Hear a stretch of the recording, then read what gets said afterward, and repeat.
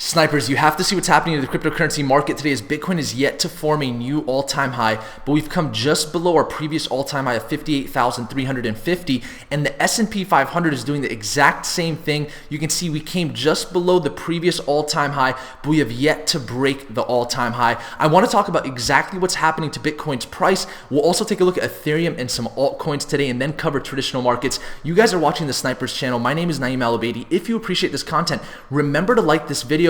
I know we had a very quick update yesterday, so I wanted to give you guys a little bit more of a deeper perspective of what's happening in the overall market when it comes to Bitcoin's price, Ethereum's price, and traditional markets. What you can see right now is on the daily chart, we are far and above the 50-day moving average. We didn't even get to come and retest the 50-day moving average, which is bullish in nature. We broke out of this ascending triangle, and we are maintaining price action now above the weekly open and the monthly open, and our major support level at 49,700. To me, that means that Bitcoin is extremely bullish right now, and the $61,000 target is very possible for Bitcoin. I've been telling you guys that I am either expecting a higher high here or a lower high, and that's exactly what the whales are trying to tell us right now. They are testing our patience to see whether or not we are going to break the previous all-time high, and we've yet to do so. And it's not just Bitcoin, but it's also the S&P 500.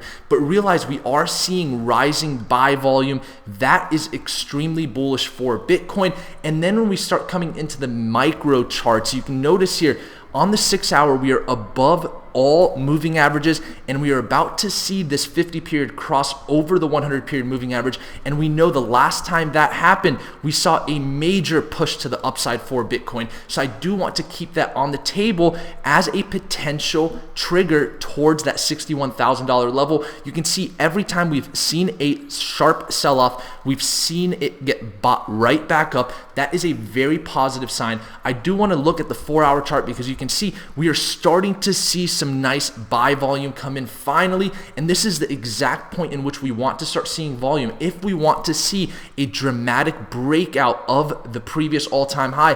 And of course, 61,000 is going to be my first target before assuming whether or not we're going to form either a bullish flag here to continue higher, or if we'll break down from the previous all-time high and just form a higher high to see continued consolidation above 49,700 and the weekly open. But as long as we are above 49,700, as I mentioned yesterday, I think that the strength for Bitcoin is still very clear on the charts, and it is telling us that things are looking very good for Bitcoin. And realize when we look at the total cryptocurrency market, you can see the same exact scenario here. We've yet to form a new all-time high, but we've come just below the previous all-time high. That to me is a very good sign that there is a good potential we could start seeing a continuation to the upside. And realize that if the total cryptocurrency market cap starts to move, others' dominance is still maintaining its price action above the previous weekly open, the monthly open, and the current weekly open. So that means that we could still continue to see a lot of strength with altcoins to continue further up with others' dominance. And we look at Bitcoin dominance, we are seeing some strength to the upside, and this has to do with what's happening to Ethereum, because you can see with the Ethereum to Bitcoin chart, we are seeing this see further breakdowns, and we are now below the previous weekly open and the monthly open. So I do want to address what's happening to Ethereum here. Realize with the Ethereum to US dollar chart, 1760 is a major support level. We also have this weekly open here sitting right at 1725 that has already been tested twice. And you can see today we actually broke down slightly below the weekly open, but we are back above 1760. In my opinion, as long as Ethereum doesn't close full hourly candles, bodies and wicks below 1760,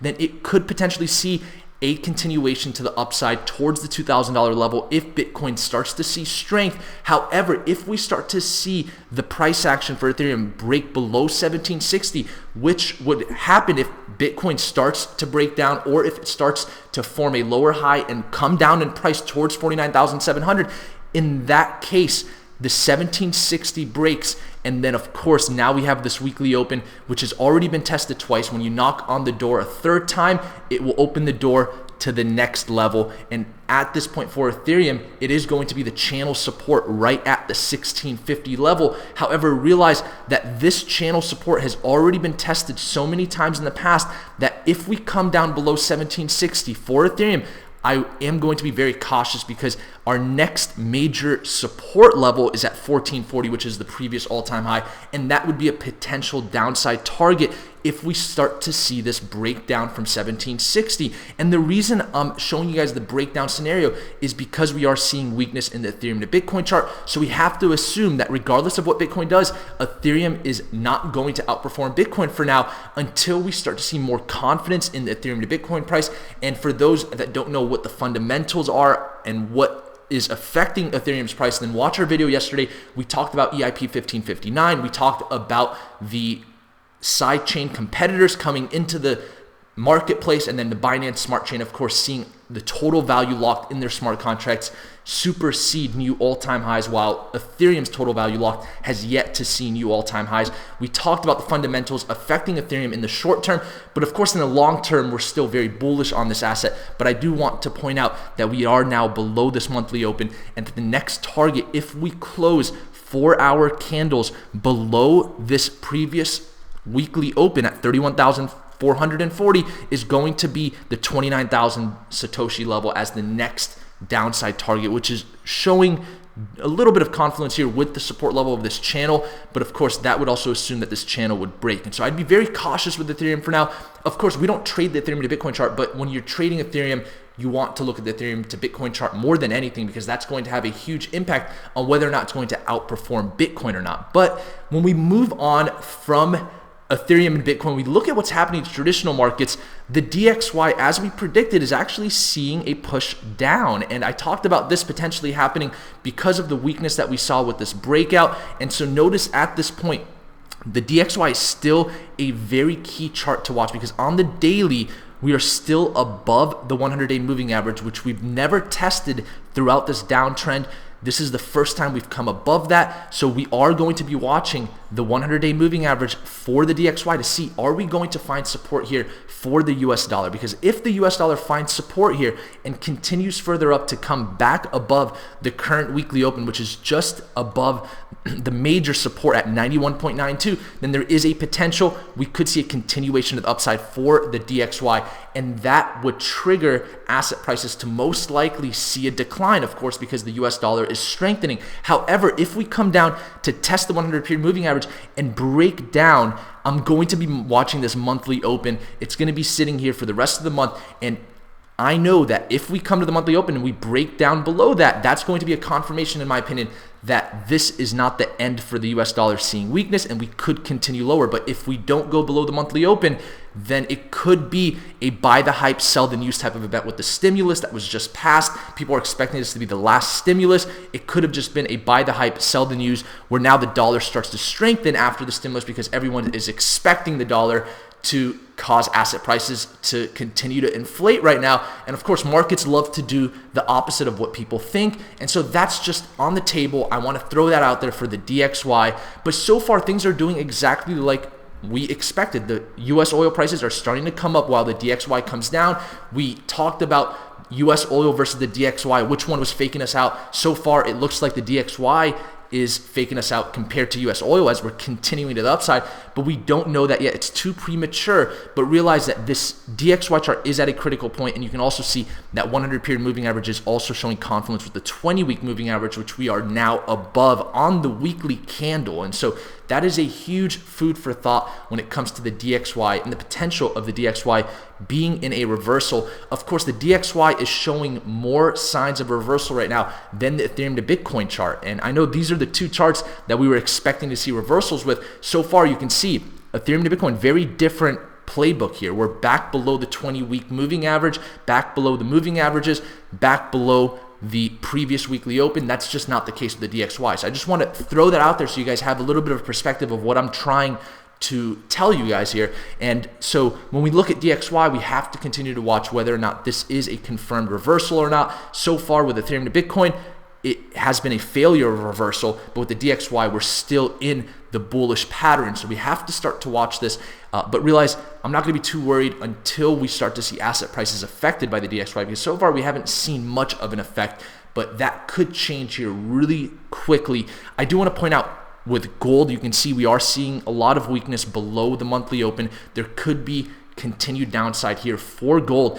And then the S&P 500, a monster of a market, right? You can see here exactly like Bitcoin forming a lower high so far. We haven't broken the previous all-time high, but we are coming very close to it. Now, we never want to underestimate the S&P 500 or Bitcoin. And so at this point, because we've seen so much strength here, I do think that the S&P 500 has the potential to continue further, just like Bitcoin, to form new highs. And if that's the case, we're going to watch this resistance area, because let's say the S&P 500 breaks out first before Bitcoin, that could be a confirmation that Bitcoin is potentially going to follow that move. Or if we start to see this break down, it could show us the opposite. And realize the funny thing about this is the S&P 500 is the weaker market. You can see when we saw this initial correction in early March, we came below the 50-day moving average, but for Bitcoin, we didn't come down below the 50-day moving average. And so regardless of the fact, Bitcoin is still the stronger asset here. And then we look at international markets, the Euro 100 forming new yearly highs, but we know this has been a weak market overall. So the bigger focus here is the international markets in Asia, like Japan. Looks like we're seeing a continuation of the upside and a nice healthy bounce at the 50-day moving average. So that's positive for Bitcoin heading into the weekend. You can see with Shanghai, it looks like we've seen the worst of this so far. We didn't get to test the 200-day moving average. That's a positive thing if we're assuming this is a reversal, which so far it looks like it, because we are now back above the 100-day moving average. And the Hong Kong composite, you can see trying to get back above the 100-day moving average, but also seeing the similar type of strength with the Shanghai composite by reversing before testing the 200-day moving average. So things are very interesting coming into the weekend. We know Saturday and Sunday is the most manipulated in this market, but so far the print is extremely bullish for Bitcoin. So it is going to be an exciting weekend. I am looking forward to see whether or not we're going to come up to the $61,000 level, and then more importantly, what's going to happen if we do reach 61,000, because for us to reach 61,000 and continue to see a parabolic breakout in the next few days is a little bit far off, I think, but coming up to 61,000, maybe even wicking to 64 to 65,000, and then staying above 58,350 is the scenario I want to personally see if we want to assume Bitcoin is going to see even further highs towards 70,000, 80,000 into 100,000, right? And so that's the pattern we're watching. If we come and start to see weakness during the weekend and we fail to break the previous all-time high, just remember 49,700 as that major support level. And you guys know my support levels and resistance levels are always on point and exact. And for those that want to win one of my favorite books on investing, Trading Psychology, the Bible for Traders, all you have to do is comment below and share this video and you'll be entered into this giveaway. I'll pick a winner for our video yesterday in the comments. Let's see. Bruno Bet says, buying on this dip of ETH. Appreciate always your insights. Thank you so much for your kind words. Bruno, send me a message on Instagram. The link is in the description below and I'll send you out a book. And with that being said, thank you guys for watching this video. And until next time, snipers out.